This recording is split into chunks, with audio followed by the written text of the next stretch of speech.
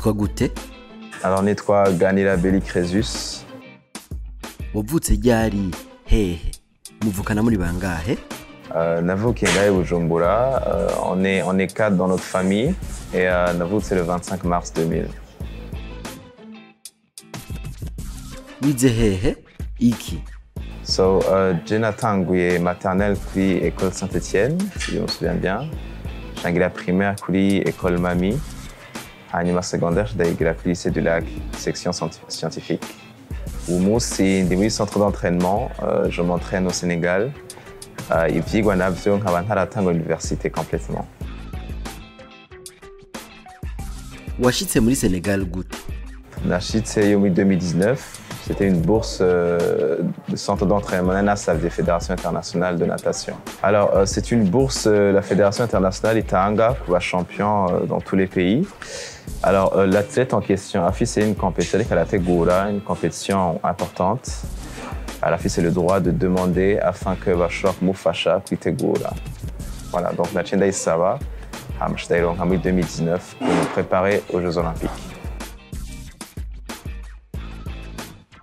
Uri mu rukundo? Non, pas encore. Watanguye natation ryari? Alors natanguye koga afise imyaka 4 hari kuri Metz, c'était une piscine militaire. So à l'époque twoga kwa gusa. Donc narabikuriye nko nyene.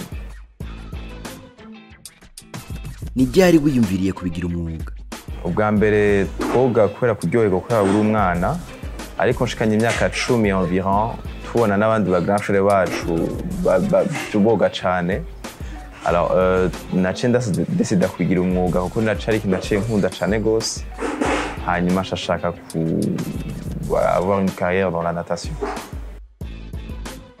Compétition yawe ya mbere wabaye wakangahe? Alors ma compétition ya mbere nagize ntawe nibuka cyane ko twari abana cyane gose.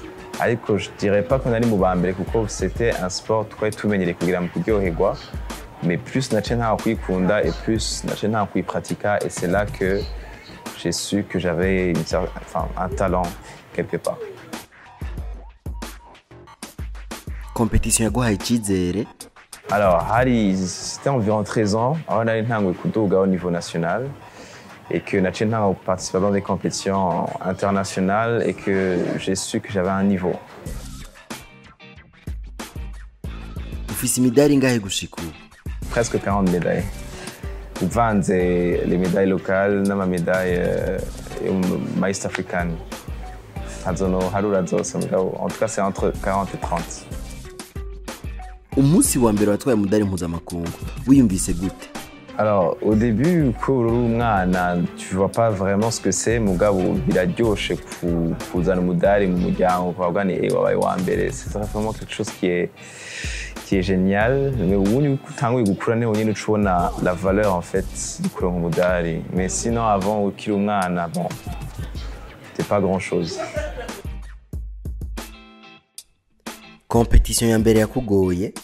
Alors ma compétition ya mbere yangoye cyane na ma compétition ya East African, c'était des jeux interscolaires ukumva waserukiye ishure.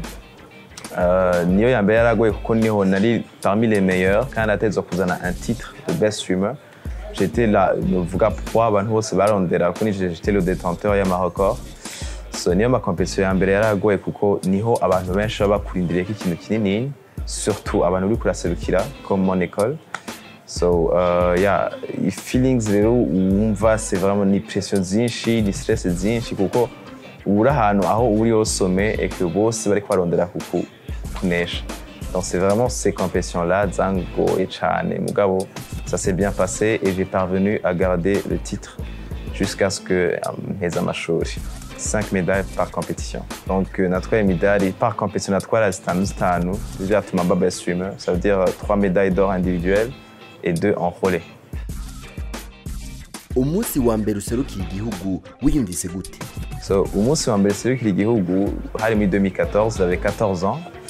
So nta pression nini numva kuko nari umwana. J'étais en train d'expérimenter, de découvrir les choses. Nta pression nini numva kuko hari ahantu aho kumenya ibintu kwiga.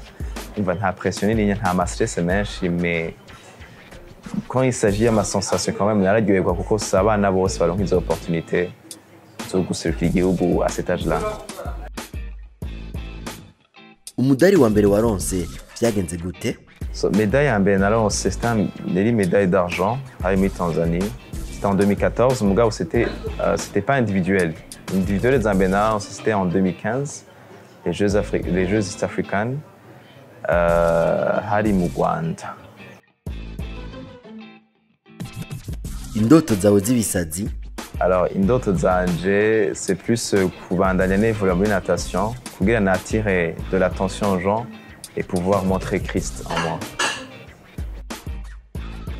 Hokorwa iki muri natation ngo dutware umudari w'isi? Alors, d'abord, changement de mentalité, il faut qu'abantu bahindura ukuntu biyumvira. Ico ca mbere, ca kabiri turakeneye abantu bakunda iyo sport, kuko urukundo rudahari muri iyo sport nta bantu tworonka. Et troisièmement, turakeneye des infrastructures, les moyens qui pourront nous permettre de kwimenyereza. Ubunye tukenera kuja hanze kugira dushobore kwimenyereza.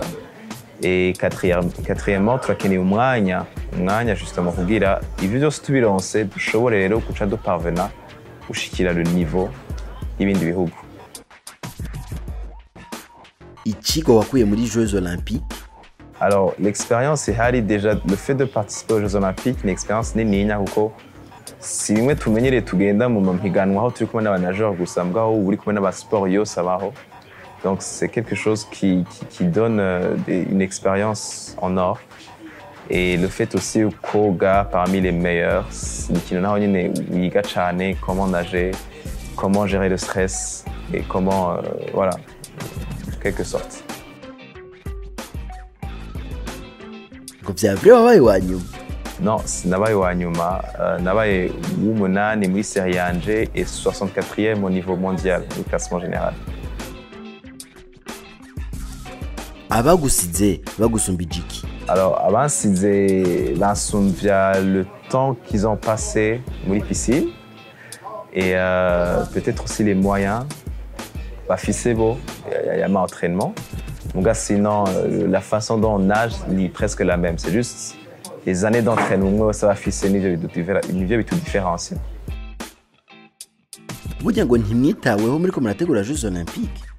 Alors, personnellement, najewe no confirma yuko tutitaweho cane kuko musanzwe préparation y'ama Jeux Olympiques c'est ikintu kiba quelques minutes avant, ikintu kiba des années avant. Et personnellement, ku bwanje sinitaweho comme il le fallait par abantu bategerezwa kutwitaho, muga quand même avec abantu bari proche comme la fédération zaramfashije kuronka izo bourse, zaramfashije kugira ama entraînement malgré tout ça. Mugabo bon abategerezwa twitaho ntibari ngaha complètement. Ico guhanga utwara abanonotsi ni igiki wo kwitwararika? Ico no kwitwararika ca mbere ni kuronka abanonotsi des années avant kugira dushobore kuronka umwanya wo gutegura izo Jeux Olympiques no kubaha ibikwiye bishobora kuborohereza kuba muri iyo sport no kubandanya imyimenyerezo. Icokorwa kugira ngo natashe nshike ku rwego bipfuza? Icambere kambere cokorwa ni uko twokunda kwanza iyo sport.